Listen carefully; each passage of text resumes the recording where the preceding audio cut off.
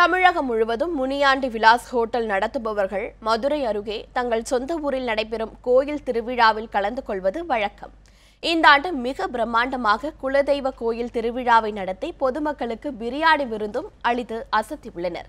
வடக்கம்பட்டியை பூர்வீகமாக கொண்ட முனியாண்டி விலாஸ் ஹோட்டல் உரிமையாளர்கள் இந்த அரிய நிகழ்வை செய்துள்ளனர்.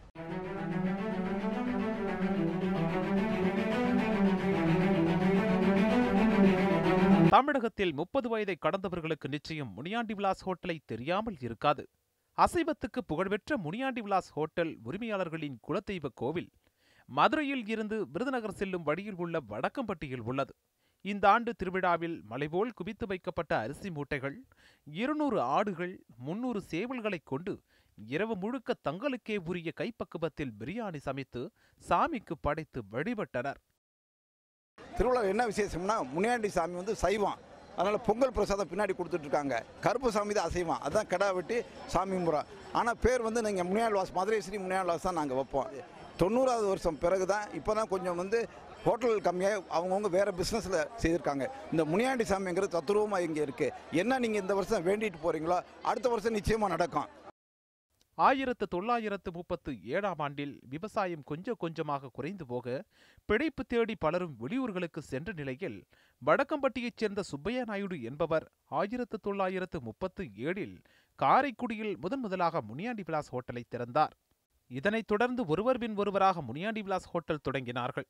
இன்று நாடு முழுவதும் ஆயிரக்கணக்கான ஹோட்டல்கள் தொடங்கப்பட்டுள்ளன. தங்களின் தொழில் வெற்றிக்கு பின்னால் முனியாண்டி சாமி இருப்பதாக நம்பும் இவர்கள் அதற்கு நன்றி கடனாக ஆண்டுதோறும் பிரியாணி விருந்து நடத்துகிறார்கள். தமிழகம் மற்றும் ஆந்திரா மற்றும் மற்ற மாநிலங்களிலிருந்து அனைத்து முனியாண்டி விலாஸ் உரிமையாளர்களும் வந்து இங்கு 3 நாள் தங்கியிருந்து அனைவரும் நல்ல முறையில் சாமி கும்பிட்டு செல்வார்கள். சுமார் 2500 கிலோ அரிசியில் பிரியாணி செய்து எல்லாரும் அனைவருக்கும் 7 மணி அதிகாலை 6 மணி முதல் 9 மணி வரை பிரசாதமாக வழங்கப்படும். 84வது ஆண்டு விழாவின் நிறைவாக அனைவருக்கும் இலவசமாக கமகமக்கும் பிரியாணி பிரசாதம் வழங்கப்பட்டது. ஆயிரக்கணக்கானோருக்கு பிரியாணி பரிமாறப்பட்ட நிலையில் பலரும் அங்கேயே சாப்பிட்டும் பார்சல் கட்டியும் எடுத்து சென்றார்கள். இந்த முனியாண்டி கோயிலை எவ்வளோ வேண்டலாமோ அவ்வளோ வேண்டுதல் கண்டிப்பாக நடக்கும். அதுக்கு வந்து நான் உதாரணம். அதனால எனக்கு நம்பிக்கை. எனக்கு இத்தனை வருஷம் குழந்தை இல்லை, நான் நினச்சி வேண்டி அழுதுருக்கேன். இங்கே வந்து வேண்டுதல் செஞ்சு பால் கூட எடுத்து செஞ்சதில் எனக்கு என் பையன் பிறந்திருக்கான்.